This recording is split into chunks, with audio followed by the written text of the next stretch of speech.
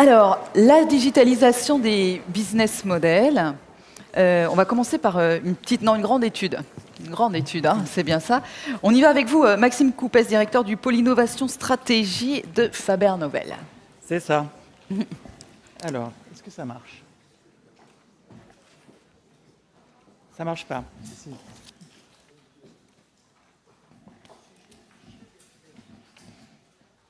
Ça marche pas? Est-ce que quelqu'un peut nous dire... Ça y est? Ok. Super. Ça marche. Pour vous laisser le temps de lire la liste des organisations et des entreprises sans qui cette étude n'aurait pas été possible, je vais juste vous dire que je suis très content d'être là et puis remercier ces organisations et ces entreprises. Pourquoi est-ce qu'on a mené cette étude? C'est justement parce qu'on fait le constat que le marché de la mode français est un marché mature. C'est un marché qui ne croît plus, croît avec un accent circonflexe sur le « i », j'espère. Et c'est un marché dans lequel il faut se battre pour réussir à grappiller des parts de marché et dans lequel, pourtant, réussissent à émerger de plus en plus depuis quelques années de nouveaux acteurs qui réussissent à faire leur trou. Et on s'est demandé s'il n'était pas intéressant d'aller regarder comment est-ce que ces acteurs réussissaient à faire leur trou et si ça ne pouvait pas servir d'inspiration pour tous les acteurs du monde de la mode en France. Ces acteurs, c'est par exemple des Farfetch qui sont valorisés à plus d'1 milliard de dollars, des slips français qui sont, dont la taille est multipliée par 2 chaque année, ou des rouges qui, en moins d'1 an, réussissent à rassembler sur Instagram plus de 200 000 followers, complètement hystériques. Ce qu'elles ont de particulier, ces marques, c'est d'abord qu'elles sont extrêmement différentes les unes des autres. Elles ont des modèles très singuliers, mais ce qui les rassemble, c'est bon, évidemment, elles sont jeunes.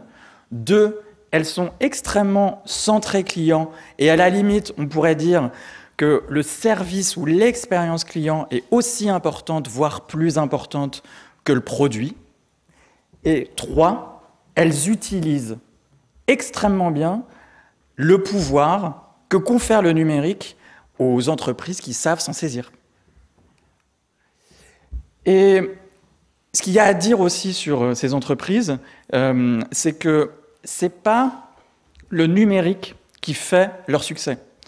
Leur succès, il vient de... Et là, je vais dire quelque chose, je vais avoir l'impression d'enfoncer une porte très, très, très ouverte, mais il vient du fait que ces marques ont réussi extrêmement bien à cibler une clientèle, à comprendre quelles étaient les attentes de cette clientèle et à répondre de la meilleure façon possible aux attentes de cette clientèle.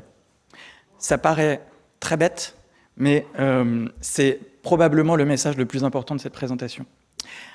Évidemment, elles construisent des réponses aux besoins qu'elles identifient dans leur clientèle en utilisant tous les moyens qui sont à leur disposition, y compris le numérique, qui est quand même une palette extraordinaire pour construire des super expériences clients, pour construire des expériences qui sont très personnalisées, et tout ça dans une équation économique qui continue à tenir la route. Je vais vous parler dans un instant de ce qu'on a appris en regardant ces jeunes entreprises, mais avant ça, je vais vous parler un tout petit peu d'Amazon. Voilà, c'est pas pour vous embêter. C'est parce que Amazon, c'est une entreprise intéressante au moins à 2 titres. D'abord, c'est devenu un acteur important de la mode, et c'est important qu'on l'inclue tous dans notre paysage, évidemment. La deuxième raison, c'est simplement que c'est une entreprise qui a une façon très particulière de faire du business, et que c'est une super source d'inspiration pour nous tous. Alors, Amazon, ils sont lancés dans la mode en 2006, et depuis, ils ont fondé leur stratégie sur une alternance entre des créations de nouvelles offres orientées mode, et puis le rachat d'entreprises existantes, et notamment Zappos, qui est quand même un mastodonte de la vente de chaussures en ligne. Mais longtemps, la mode chez Amazon, ça se résumait surtout à ça, des slips blancs et des t-shirts blancs. Ce qui s'est passé depuis le début de l'année 2007, mais en fait c'est assez récent, c'est qu'ils ont investi massivement dans quelque chose qui ressemble davantage à ce que nous, on appellerait de la mode. Ils ont lancé la plateforme Amazon Fashion qui commence à représenter quelque chose dans leur chiffre d'affaires. Et puis, deuxième chose, ils lancent en permanence des nouveaux services qui sont orientés sur la mode. Par exemple, Amazon Wardrobe, qui est un service qui vous permet de commander tous les vêtements et les accessoires que vous voulez, de les recevoir chez vous, de les essayer et de renvoyer très facilement tout ce que vous ne voulez pas. Ce que vous gardez, c'est automatiquement débité sur votre compte. C'est la magie d'Amazon. Je vais vous présenter les deux raisons principales pour lesquelles il faut considérer aujourd'hui qu'Amazon, c'est un acteur important de la mode. On a produit une étude plus longue dans laquelle on a fait un top 5. Voilà, je vous laisserai la lire pour découvrir le reste du top. La raison 1, c'est tout simple, c'est que Amazon, géant de la mode, c'est déjà une réalité. Et là, c'est la planche qui fait mal, les chiffres. Amazon, c'est déjà 20 milliards de dollars de chiffre d'affaires dans la mode aux États-Unis. C'est quasiment 10% du marché déjà. Amazon, c'est 25% de croissance par an dans un marché qui, globalement, fait 3% de croissance par an. Amazon, c'est, selon les prévisions sérieuses, 62 milliards de dollars de chiffre d'affaires à horizon 2021. Et enfin, Amazon, c'est une entreprise qui fait déjà 2 fois plus de chiffres auprès des jeunes que les principales entreprises de prêt-à-porter aux États-Unis. Raison 2, le fait que Amazon possède un programme de fidélité et il y a une approche client extrêmement particulière. C'est un programme de fidélité qui va à l'encontre de toutes les références qu'on peut avoir sur des programmes de fidélité. Un, c'est payant. Alors que tous les programmes de fidélité qu'on connaît sont gratuits. Les Américains, les Français payent 99 $ ou 59 € à l'année pour être abonné à Amazon. Ça ne donne accès à aucun produit, ça donne simplement accès au service d'approvisionnement à domicile le plus efficace du monde, et c'est pour ça qu'on paye. Et c'est extrêmement puissant parce que quand on est abonné à Amazon Prime, évidemment, on est encouragé à consommer le plus possible sur Amazon. Et donc, Amazon nous connaît de mieux en mieux. Et donc, Amazon est capable de convaincre de plus en plus de marques de rejoindre la plateforme, puisqu'il leur promet de bien savoir vendre leurs produits.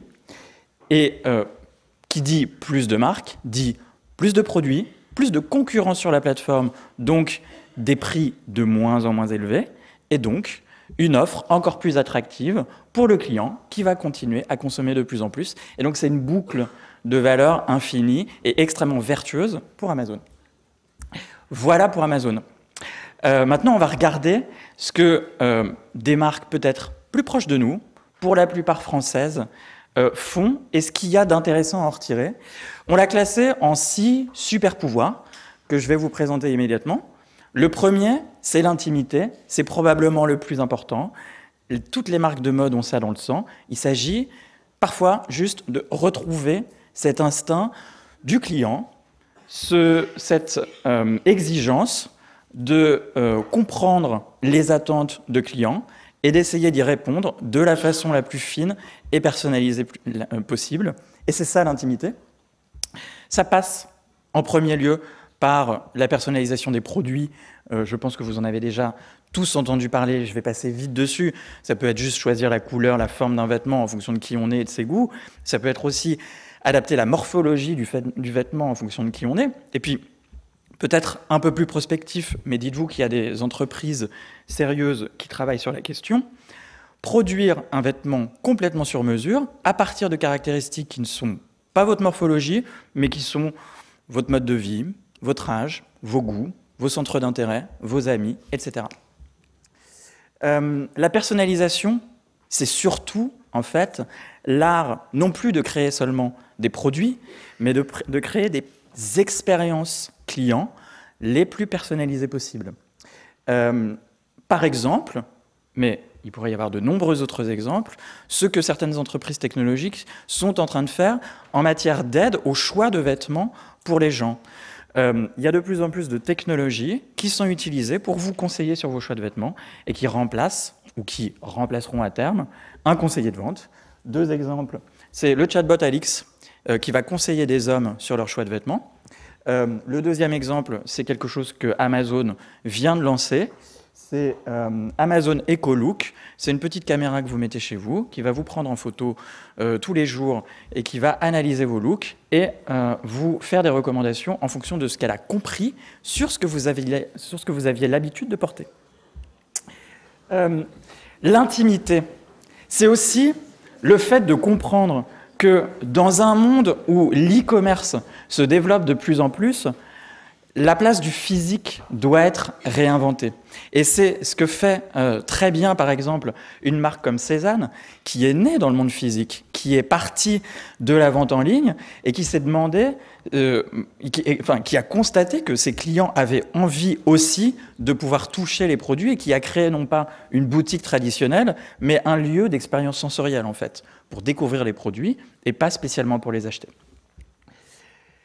Le deuxième pouvoir, c'est le magnétisme.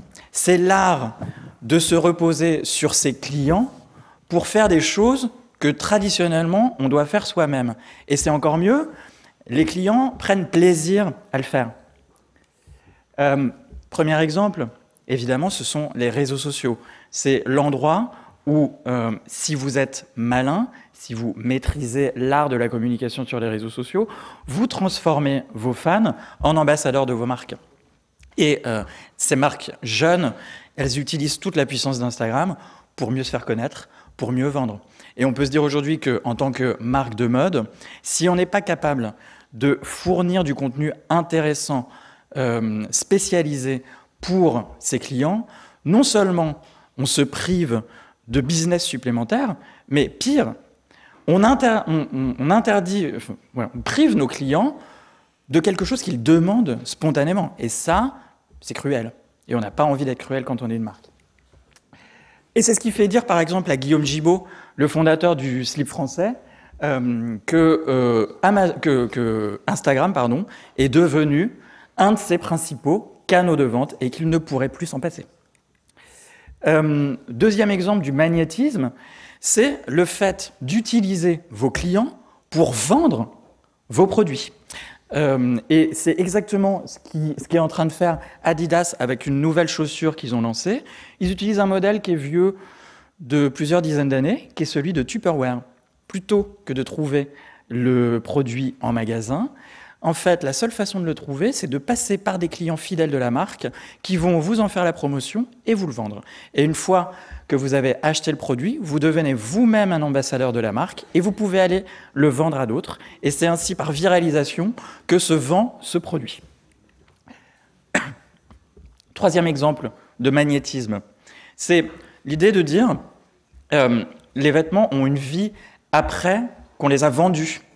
Et en particulier, il y a un marché de l'occasion qui se développe de plus en plus. Et ce que Petit Bateau a fait, tout simplement, c'est de se dire mais pourquoi est-ce que nous, on n'orchestrerait pas ce marché de l'occasion plutôt que d'en être totalement exclus. Et donc, ils ont lancé une plateforme qui permet à leurs clients de revendre les produits Petit Bateau à d'autres clients. Et ce qui est très fort, c'est que ça ne dévalorise pas du tout la marque. Au contraire, ça la valorise et ça correspond à un vrai usage parce que c'est une marque qui s'adresse en particulier aux enfants qui grandissent très vite et donc les vêtements se périment très vite. Troisième pouvoir, c'est l'instantanéité, c'est la capacité que va avoir l'entreprise à s'adapter le plus rapidement possible à des nouveaux besoins qu'elle a identifiés sur le marché ou d'adapter son business model en temps réel pour être plus efficace. Premier exemple, ce que Zara, très grosse entreprise de mode, a fait en équipant tous les vêtements qui sont vendus dans des magasins Zara de puces RFID. C'est un investissement colossal qui permet plein de choses en fait, qui va permettre d'abord de mieux gérer son stock, il n'y a plus besoin de faire d'inventaire, l'inventaire se fait automatiquement, de mieux comprendre les flux de vêtements à l'intérieur du magasin, de mieux comprendre en temps réel ce qui plaît, ce qui ne plaît pas, de localiser aussi ces tendances à l'échelle d'un magasin, à l'échelle d'un quartier, à l'échelle d'une ville, de faire des échanges de stocks entre différents magasins, tout ça, voilà, juste en équipant ces vêtements d'une puce RFID. Deuxième exemple extrêmement intéressant, les Zara, une entreprise dont vous n'avez peut-être jamais entendu parler parce qu'elle est allemande et qu'elle vient tout juste de se lancer en France. Elle fait déjà plus de 100 millions d'euros de chiffre d'affaires. Les Zara, c'est une entreprise de e-commerce qui se positionne comme le nouveau H&M, qui utilise de la donnée et des algorithmes pour identifier des tendances et qui prétend qu'elle a réussi à mettre en place tout le process de design et de production pour que ne s'écoule pas plus de 10 jours entre le moment où on a identifié une tendance sur les réseaux sociaux et le moment où elle se traduit dans l'existence d'un nouveau vêtement ou d'un nouvel accessoire sur le magasin. Elle utilise aussi la donnée pour mieux prévoir ses ventes et éviter les invendus. Ce qui fait qu'il revendique le fait qu'aujourd'hui, seulement 3% des vêtements vendus sur la plateforme le sont en solde. Quatrième pouvoir, c'est l'infinité. C'est la capacité que va avoir l'entreprise à grossir vite et à un coût marginal le plus proche possible de zéro. Donc, en gros, pour traduire, c'est une entreprise qui possède le moins d'actifs possible et qui utilise qui utilise de la technologie pour être le plus scalable, le plus efficace possible. Un premier exemple, c'est ce que font toutes ces plateformes de vente de vêtements d'occasion. Elles ne possèdent pas les vêtements, elles ne se chargent même pas de la totalité du marketing, puisque c'est nous, lorsque nous souhaitons vendre des vêtements, qui assurons la prise de photos, la présentation des vêtements, etc. Et ces entreprises répondent finalement de façon très simple à notre besoin de mode, simplement, sans avoir à posséder les vêtements, sans avoir à les stocker. Deuxième exemple, c'est Asphalt, donc cette marque qui réussit en fait à limiter son risque sur la production de vêtements de deux façons. D'abord, elle s'assure que les vêtements vont trouver preneur parce qu'elle les conçoit avec ses utilisateurs. Donc elle sait que c'est eux qui ont choisi ce vêtement et qui vont l'acheter. Deuxième chose, elle parvient même à faire financer une partie de la production à ses clients eux-mêmes, puisqu'elle fait ce qu'on appelle du crowdfunding.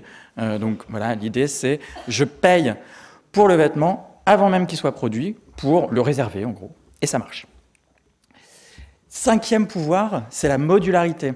C'est la capacité de l'entreprise à rester suffisamment souple et ouverte pour intégrer très facilement des services y compris venant de l'extérieur.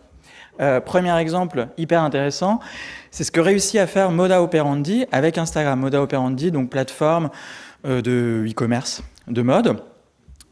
Ils ont réussi en associant Instagram plus une technologie qui s'appelle Like to Buy, plus une technologie fournie par Amazon qui s'appelle Amazon Pay, à créer en très très peu de temps, à transformer en très très peu de temps Instagram en canal de vente de leurs produits.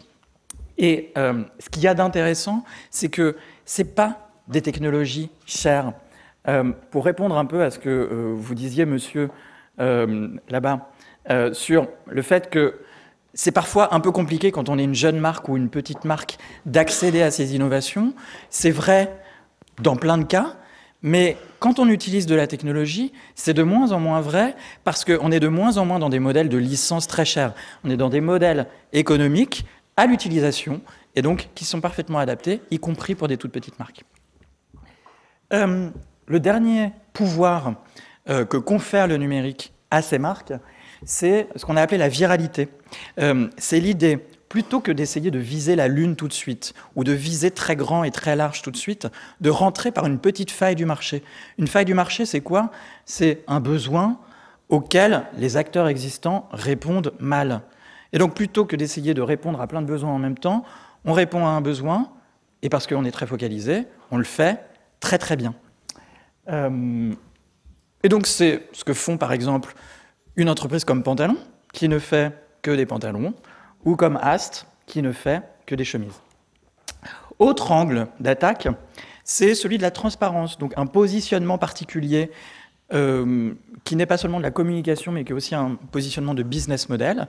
On est une marque, c'est Maison Standard, qui est particulièrement intégrée et donc qui va proposer des vêtements d'un bon rapport qualité-prix, disons. Voilà. Du coup, qu'est-ce qu'il y a à retenir de cette présentation? Pour moi, c'est surtout ça. C'est ces marques, elles passent d'une logique de produit à une logique d'expérience client. Et à la limite, ce qu'elles montrent, c'est que la bonne tactique pour réussir aujourd'hui dans le marché de la mode, c'est d'abord d'essayer de créer un lien avec sa clientèle. Et une fois qu'on a réussi à créer ce lien et qu'on a réussi à faire en sorte que ce lien soit solide, on réussira toujours à lui vendre des choses. Et pourquoi est-ce que c'est intéressant de se dire, d'abord, je me crée une base de clients fidèles et j'instaure un lien avec elle, et après seulement, je vois comment lui vendre des produits. D'abord parce que c'est la meilleure voie pour le revenu. À partir du moment où j'ai un lien quotidien ou quasi quotidien avec des clients, je suis bien placé pour leur pousser des offres tout le temps. La deuxième raison, c'est que plus j'ai une base solide et fidèle de clients, plus il va être difficile pour un concurrent de venir me déloger, parce que ça consiste à venir chercher mes clients qui sont intimement liés à moi. La troisième raison pour laquelle c'est important d'être dans cette optique, c'est que ça conduit à plus de valeur, parce qu'à partir du moment où je suis capable de vendre un produit à un client, je suis, encore une fois, bien placé pour lui vendre quelque chose qui va aller avec, par exemple, ou pour lui vendre un service qui va aller avec les produits que je lui ai vendus. Quatrième raison, être en lien permanent avec des clients et mettre ça au cœur de son modèle, c'est aussi mettre au cœur de son modèle la connaissance qu'on va avoir de sa clientèle. Et qui dit connaissance de sa clientèle, dit meilleure capacité, tout simplement à répondre à ses besoins et donc à faire plus de business. Ce qui nous fait nous dire qu'aujourd'hui, une entreprise, une marque en tout cas, il ne faut plus la voir comme une organisation chargée de produire et de maintenir des gammes de produits, mais au contraire une organisation chargée de créer et de maintenir des communautés de clients. Et il s'agit de regarder la totalité de son business avec cet angle, quitte d'ailleurs, et c'est complètement contre-intuitif, à proposer des services ou des produits sur lesquels on ne fait pas directement de marge, mais qui contribuent globalement à un parcours client, à une expérience client, et qui vont permettre par ailleurs de vendre des produits ou des services qui, eux, sont notre marge. Merci.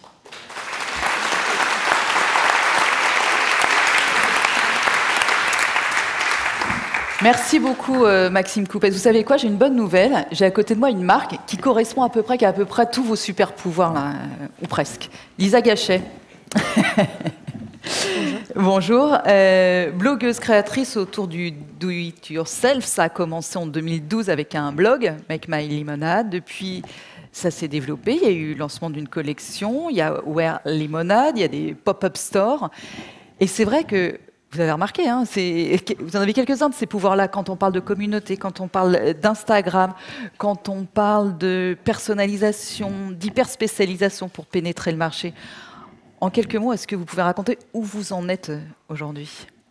Oui, alors aujourd'hui, on est une marque, on est une dizaine de personnes et on produit... je vais commencer par le début, excusez-moi, je suis un peu...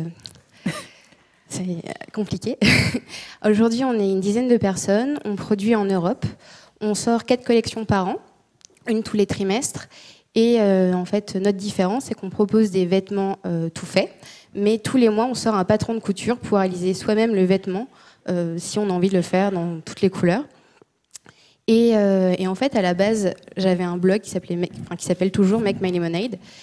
Et j'ai transformé cette communauté en une clientèle. Et en fait, j'ai vu ce qui marchait le plus au vu des looks que je pouvais proposer, au vu des réactions suscitées sur Instagram.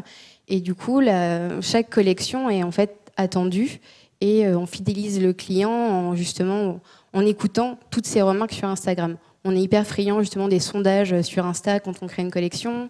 On est aussi hyper à l'écoute des commentaires, des mails. Je vais raconter une petite histoire sur les patrons de couture. Donc on sortait des patrons de couture tous les mois à 17,90 € et un jour on sortait les patrons de couture à 17,90 € et aussi la version numérique à 2 €. Et on s'est rendu compte que la version digitale était en train de cannibaliser la version papier. Et on était tout petit et ça demandait une gestion énorme pour le SAV, comment on imprime, comment on monte tout ça. Donc on a décidé d'arrêter la version numérique. Et on s'est pris un bashing, mais en règle, comme quoi on était devenu une grosse entreprise, qu'on avait perdu nos valeurs. Et je passais un sale week-end à lire tous les commentaires en me disant c'est fini, je peux ranger mon ordinateur et chercher un travail. C'était très compliqué et je me suis dit qu'il fallait justement faire de cette relation hyper intime en fait avec nos clientes une force. Et du coup, je passais le week-end à me retourner le cerveau en me disant il faut qu'on trouve une solution. Et ma solution, ça serait de proposer un abonnement, un peu comme un Netflix de la couture. On mettrait tous nos patrons en ligne pour 7,90 € et on est obligé de s'abonner pour 3 mois minimum. Et si on reste plus de 3 mois, et tous les 3 mois, on reçoit une petite gazette version papier avec des astuces couture, des twists de nos patrons existants. Au bout d'un an, on reçoit un patron exclusif papier pour faire vivre aussi l'expérience papier. Et en fait, cette expérience-là est en fait notre Netflix de la couture qui s'appelle le Lemonade Pattern Club. Corner, pardon, excusez-moi. Aujourd'hui, on a plus de 1000 abonnés et ça cesse de grandir tous les jours et c'est assez délirant. Mais ça aurait été impossible sans la communauté. Et 20 000 abonnés à la newsletter. Parce que ça, vous faites des allers-retours en plus entre le digital, le papier et sur la petite communauté de fidèles qui continue à grandir. Parce que ce que vous n'avez pas raconté non plus, c'est que finalement, quand vous éditez un patron, c'est pareil, c'est la communauté qui choisit. Oui, parce qu'en fait, on a changé aussi notre business model. Avant, on sortait un patron par mois et un vêtement par mois. Et on s'est rendu compte qu'en présentant la collection en début de trimestre, ça faisait du report d'achat. Les gens étaient là, c'est super, mais j'attendrai le mois prochain quand le deuxième vêtement sera sorti. Et on s'est rendu compte que le mois d'après, personne n'achetait parce qu'ils étaient déjà sur la collection d'encore après. Donc on a changé notre fusil d'épaule et on a fait des collections beaucoup plus larges, qui est à peu près une vingtaine de modèles par collection. Et on continue de sortir 3 patrons. Et pour choisir quel patron on sortira, c'est la communauté qui vote sur ses modèles préférés. C'est dingue. Vous avez vu, quand on est dans la digitalisation, on se remet en cause pendant un week-end. Et le week-end d'après, on refait autre chose. C'est vraiment du test and learn. Et c'est ce que je voulais voir avec vous aussi, Tatiana Jama, cofondatrice et CEO de Sélectionniste. Parce que c'est vraiment ça. Vous avez démarré, vous aussi, vous étiez un site d'inspiration. Puis vous êtes devenu, et vous êtes toujours, une appli de reconnaissance d'image pour convertir à l'achat. Et puis vous êtes aujourd'hui déjà dans une autre histoire. Oui, ça va très vite, effectivement. L'idée de base, en fait, c'est qu'on a digitalisé une habitude, celle de prendre en photo des choses pour s'en rappeler. Avant, ce qu'on faisait, quand il y avait quelque chose qui nous inspirait dans le monde physique, puisqu'il existe encore, c'est qu'on déchirait des pages de magazines, on déchirait des catalogues, on prenait en photo, je sais pas, moi je prends souvent en photo mes places de parking, mais aussi des produits que je trouve jolis. Et puis finalement, tout ça est perdu dans ma pellicule photo entre mes enfants et mes souvenirs. Et ça n'a absolument aucun sens, alors que on pourrait, en une simple photo, pouvoir acheter le produit, avoir un tutoriel d'explication ou même savoir si ça correspond ou pas à mes allergies ou à mes envies. Et donc, on a développé une technologie de reconnaissance d'image qui, depuis 2013, ne cesse d'évoluer. Au début, elle arrivait très facilement à reconnaître donc un certain nombre de magazines. On a travaillé beaucoup avec la presse papier et on a digitalisé aussi un certain nombre de choses dans cette belle industrie. Et aujourd'hui, on arrive à reconnaître des produits. Donc, typiquement, pour un grand groupe cosmétique, on est en train de digitaliser tous les produits. Donc, vous arrivez dans un hypermarché ou dans une pharmacie, vous pouvez, en une simple photo, avoir des informations sur le produit. On fait ça aussi beaucoup sur le vin ou sur des vitrines de magasins. Donc, effectivement, ça a évolué et l'application mobile récemment a pris un peu est finalement devenu un peu obsolète. Ça paraît absurde, mais c'est vrai. C'est dur à dire encore. Hein. C'est un peu dur à dire parce qu'on s'est quand même beaucoup attaché à notre application sur laquelle on travaille depuis un certain nombre d'années. Mais notre conviction aujourd'hui, c'est que les applications mobiles vont disparaître au profit de messagerie instantanée.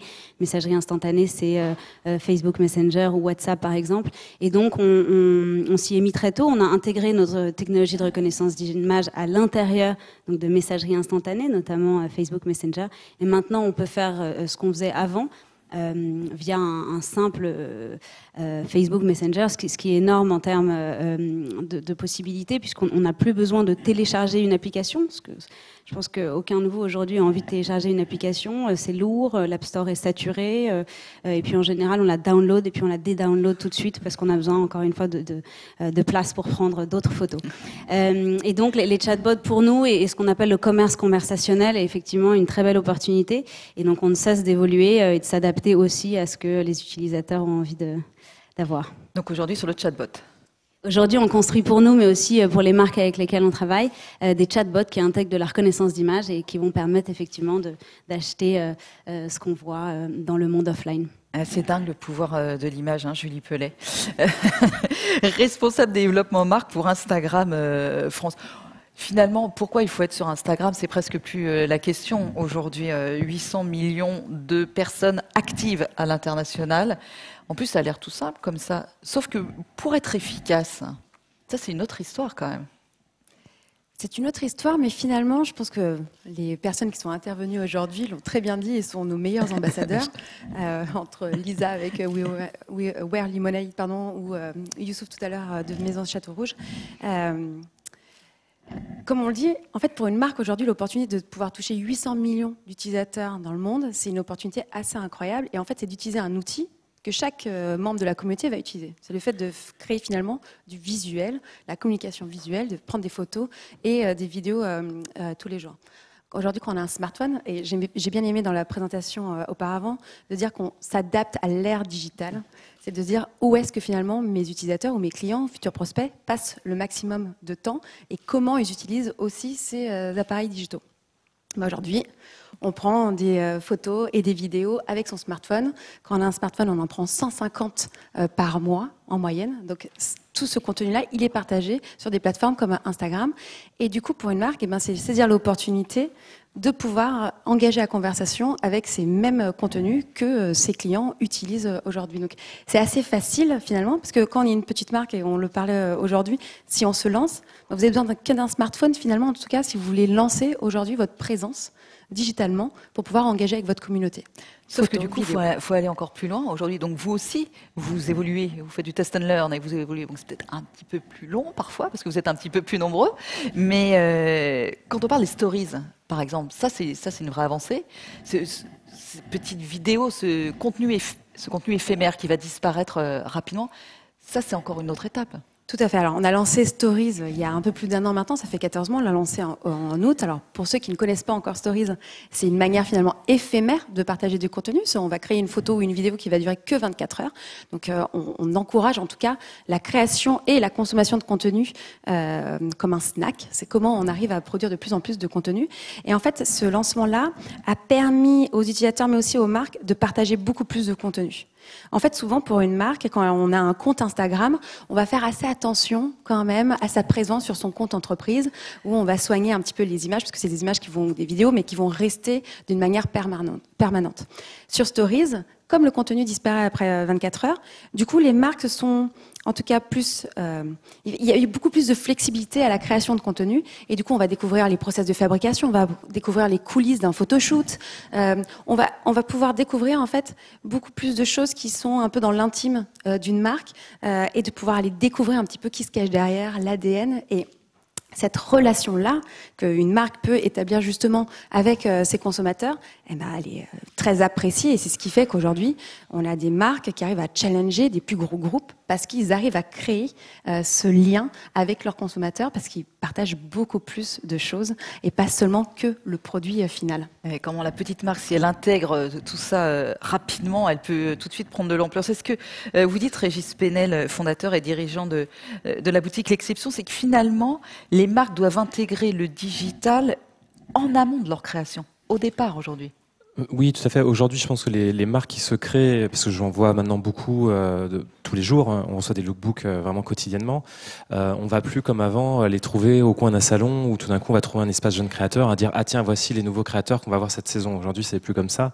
Aujourd'hui, les jeunes dès le départ en fait vont penser leur stratégie sur Facebook, sur Instagram, sur Snapchat. Et c'est là où aujourd'hui on va aller chercher les marques. Aujourd'hui, c'est plus sur les réseaux sociaux. Et la première chose qu'on fait aujourd'hui, c'est lorsqu'on reçoit par exemple nous un lookbook, c'est on va tout de suite aller sur Instagram. C'est pas sur Facebook. On va sur Insta, on regarde le nombre de followers, on se dit ok, est-ce que ça commence à buzzer ou pas, qui suit, etc. Quel est le nombre de réactions aux photos. Et ça nous donne un bon aperçu de vraiment où c'en est au niveau du buzzomètre de la marque. La deuxième chose, c'est on regarde Google Trends, qui est aussi un outil qui est très très fort là-dessus. Je pense qu'Alicia aussi, bon, on n'a pas trop parlé, mais c'est passionnant de regarder Google Trends et de voir la façon dont les marques vont évoluer les unes par rapport aux autres et saison par saison. Parce qu'en fait, en utilisant cet outil-là, vous pouvez savoir sur la Fashion Week de New York ou de Paris, qui c'est qui a fait le plus de buzz, qui a été le plus recherché quasiment en temps réel sur Internet.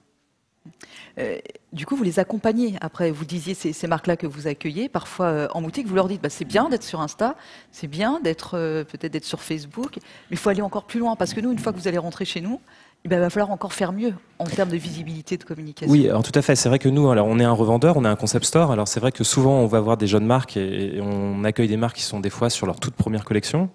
Et donc c'est vrai qu'il y a une petite partie où on va les aider. Ça va être des conseils qui vont être souvent très informels, hein, comme ce que peut faire aussi les fédérations. Il y a aussi il y a des conseils plus officiels et aussi beaucoup de conseils informels qui sont simplement au téléphone ou autour d'un café. Mais effectivement, il y a beaucoup de marques avec lesquelles on va pouvoir leur dire attends, ton lookbook, si tu veux l'envoyer à un autre acheteur, il faudrait quand même que tu le retravailles parce qu'autant ça passe avec moi, autant ça va pas passer ailleurs. Pareil sur ta communication digitale, aussi sur le fait que une marque, lorsqu'elle réfléchit à sa saison, elle fait un lookbook par saison. Ça, c'est vraiment un problème. Parce qu'en fait, on fait quoi? On le met sur son Facebook, son Instagram en début de saison et puis on communique sur quoi? Les 6 mois suivants. Et donc la marque, comme elle a plus rien sur lequel communiquer, elle va communiquer tout de suite sur la saison d'après qui n'est même pas encore en vente. Et donc en fait, on est dans un cycle qui est pas très bon pour le consommateur. Le consommateur, il veut voir quelque chose qu'il a envie d'acheter tout de suite. Et donc, en fait, on va plus s'inviter en disant, alors, il faut que tu prévois aussi du contenu en cours de saison. Il faut que tu renouvelles ton offre. Il faut que tu puisses créer des capsules. Faire comme ce que fait Lisa, donc des capsules aussi qui peuvent être beaucoup plus régulières.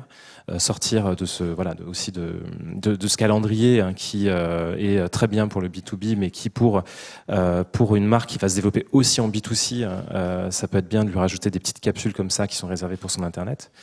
Et donc, on voit de plus en plus de marques qui vont là-dessus aussi. Sur l'accompagnement, on se dit on est présent sur Instagram, on est allé voir Régis Penel, et après on se dit on est un peu petit quand même, on voudrait un site internet ou on voudrait être plus présent à l'international.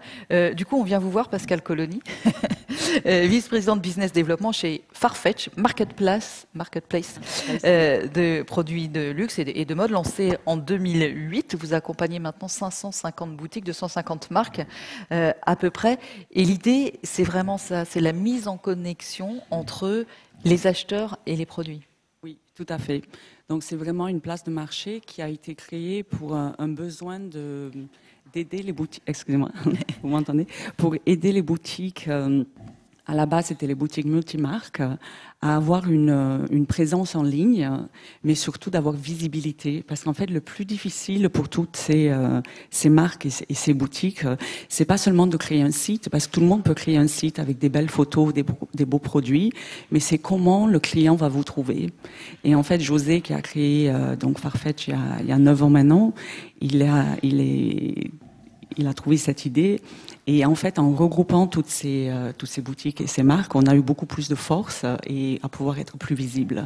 Et ça a été fabuleux. On a commencé avec 15 boutiques dans 5 pays en 2008.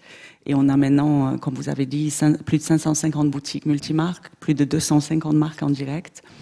Avec toutes ces boutiques, monomarques ou multimarques, on a plus de 2000 marques sur le site. Donc après, c'est vrai qu'on nous demande souvent de rajouter des marques qui sont des fois peut-être trop petites pour nous. Et vous parlez beaucoup d'Instagram et de notoriété des marques, parce qu'en fait, on est vraiment une plateforme d'achat. On n'est pas vraiment une plateforme qui va aider une marque à devenir connue. Il faut que la marque elle-même fasse ce travail en amont avant d'avoir du succès avec nous. Donc c'est vrai que là, comme Instagram ou d'autres d'autres moyens sont très importants pour ces marques. Mais vous avez une expertise sur le site de e-commerce. Et c'est cette expertise-là que vous partagez. Tout à fait. Donc, en fait, nous, ce qu'on leur apporte vraiment, c'est le trafic. On a plus de 12 millions de clients qui viennent sur le site par mois maintenant. Donc, grâce à ça, on arrive à vendre leurs produits et on est devenu en moyenne, surtout pour nos boutiques multimarques, jusqu'à 40% de leur chiffre d'affaires. Donc, c'est vraiment... et on connecte, on vend dans 190 pays dans le monde entier. Donc, on donne une visibilité que même s'ils avaient peut-être leur propre site, ils n'arriveraient pas forcément à arriver immédiatement. Et on arrive à connecter ça. Julie Pellet, quand est-ce qu'on pourra acheter sur Instagram ?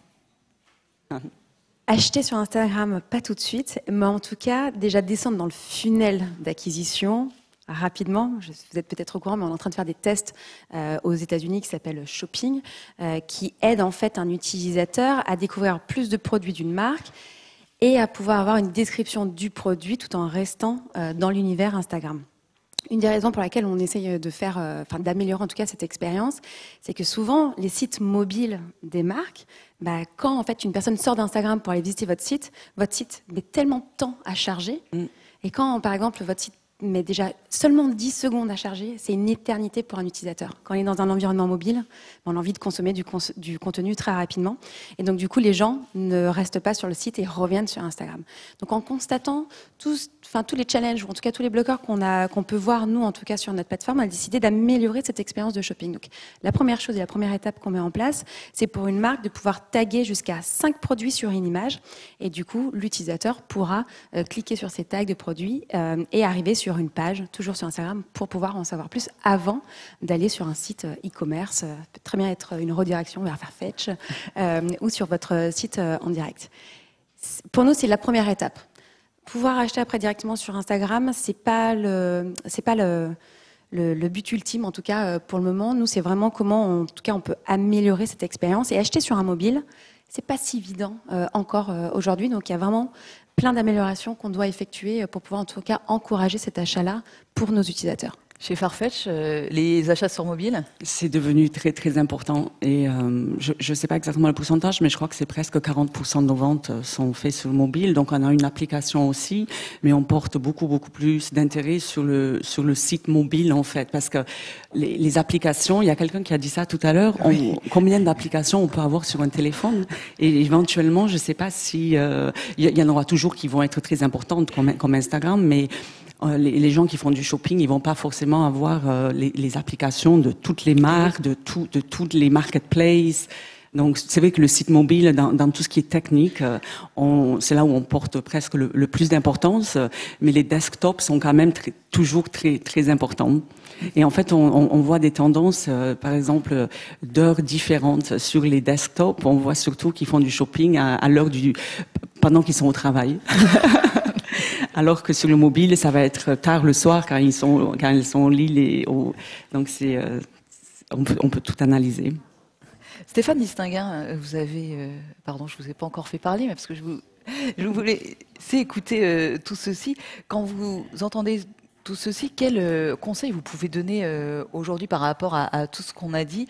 Effectivement, Régis disait, dès qu'on commence, il faut être digitalisé. On a l'impression que ce qu'on raconte, il faut aussi être en test and learn permanent. Il faut avancer vite, il faut se poser des questions, il faut se remettre en question, sans oublier bien sûr la mode et la création, sans oublier la communauté, le client. C'est hyper complexe.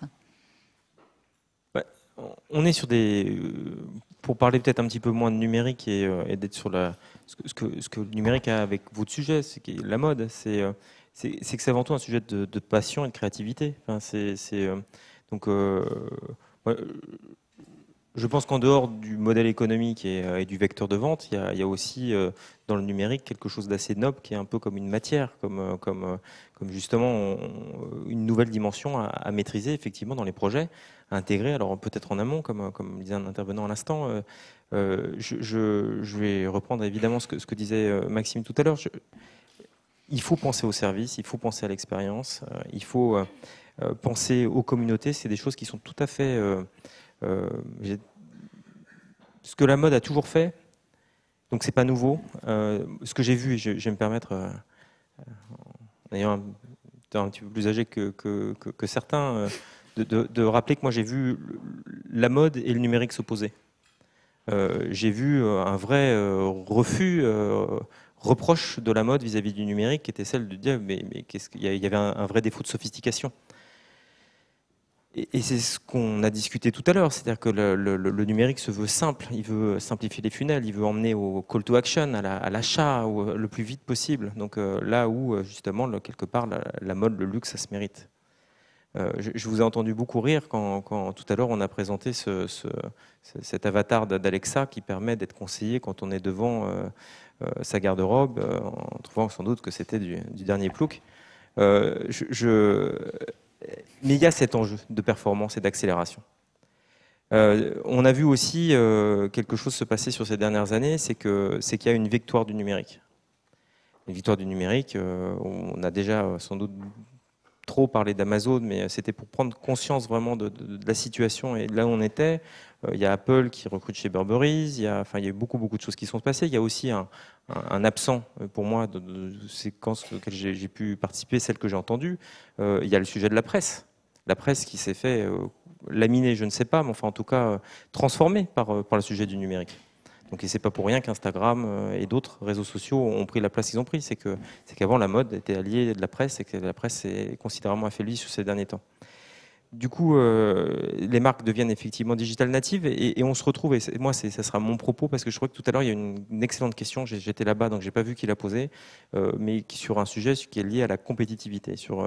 Et on arrive en étant, donc moi entrepreneur du numérique sur ces 15 dernières années en France à Paris, on se retrouve sans doute confronté au même sujet de compétitivité et de souveraineté quand on est un entrepreneur du numérique, quand on est un entrepreneur de la mode.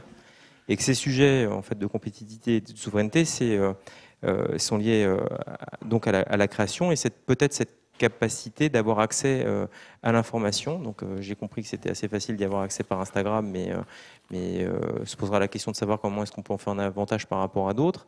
Mais aussi, toute la question de tout à l'heure, c'est que c'est bien d'être petit et de se créer, mais quand on veut devenir plus grand, il y a des enjeux et qu'il est un peu...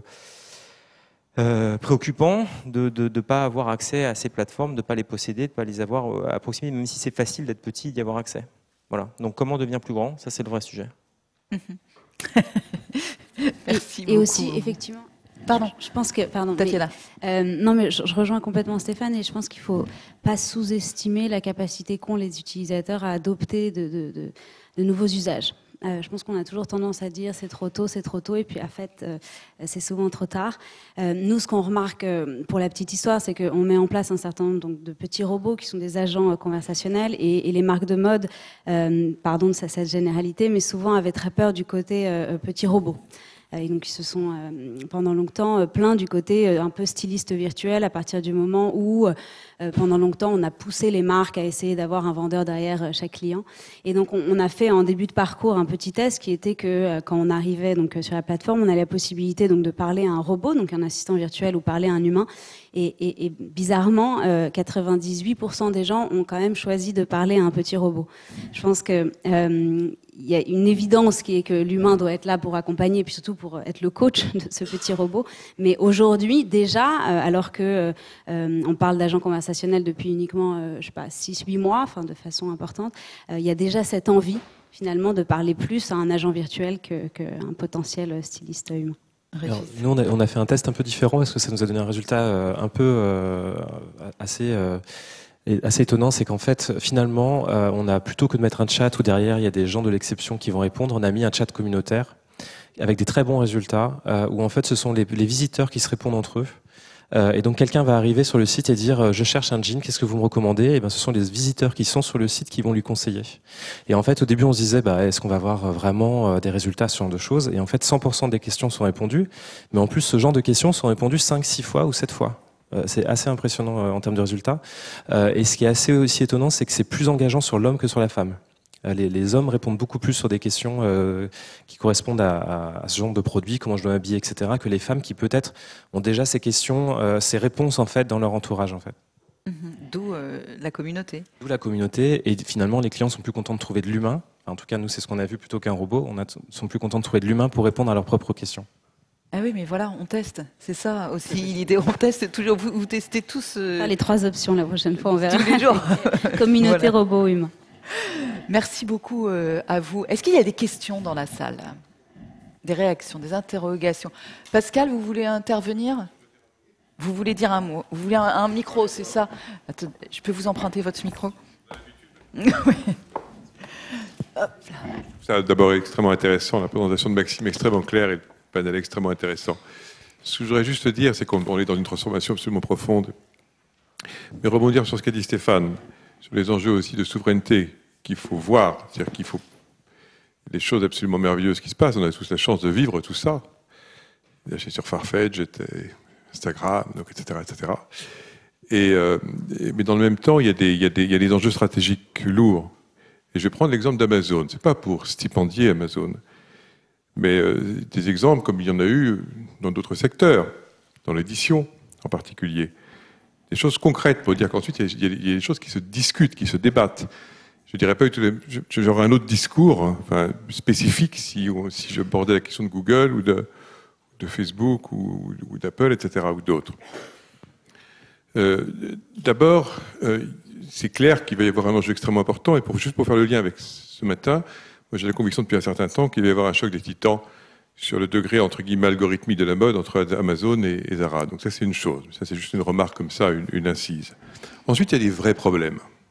J'ai fait un test là, en direct live, là, et j'ai regardé Amazon, j'ai googlé, enfin pas googlé, j'ai regardé sur Amazon, pardonnez-moi, Hermès, Dior, etc. J'ai vu Hermès, t-shirt à 25 €. J'ai un doute. Hermès. Là. Amazon, tranquille, tu l'achètes. Comme ça. J'ai regardé Dior, j'ai regardé Saint-Laurent, il y avait un produit Saint-Laurent, je ne comprenais pas comment il était là maintenant. Donc il y a un vrai enjeu de propriété intellectuelle. Un vrai enjeu. Et de contrefaçon. Il y a un deuxième enjeu, je voudrais juste revenir brièvement. On avait parlé, on était un peu alarmé l'année dernière, on avait abordé le See No Buy No, on avait comparé See No Buy No, c'est l'indice ravioli, enfin tout genre de choses. Bon. Et ce qui est sûr qu'il y a une pertinence aussi pour les marques lifestyle, il y a tout un éventail maintenant de modèles économiques, il y a une liberté aussi, il y a beaucoup plus de marge de manœuvre aujourd'hui. Et bon, alors on a vu ce qui s'est passé dans les marques les plus, entre guillemets, créatives et les marques de luxe. See No Buy No, c'est plutôt Apocalypse Now, hein, ça c'est certain. Mais ce qu'on voit, c'est que qui y a derrière, qui est en première ligne sur le See No Buy No, que ce soit à New York, que ce soit à Londres ou ailleurs. Après, ça peut se faire par des collections capsules, ça peut vouloir dire 1000 choses. C'est Amazon, clairement. Donc tout ça, c'est pas neutre. Ça n'avait pas nécessairement été vu.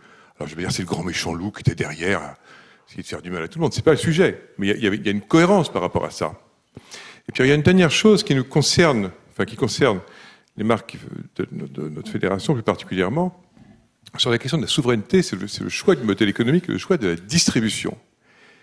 Et c'est pas du tout pour occulter le jouet old school et pour revenir sur des sujets qui sont pas des sujets contemporains d'aujourd'hui et de demain.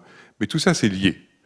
Et je voudrais juste préciser, vous le savez tous, mais ça vaut mieux en le rappelant, qu'il y a des lourdes batailles sur ce sujet, sur la distribution sélective, c'est-à-dire la liberté des marques à distribuer où elles veulent distribuer.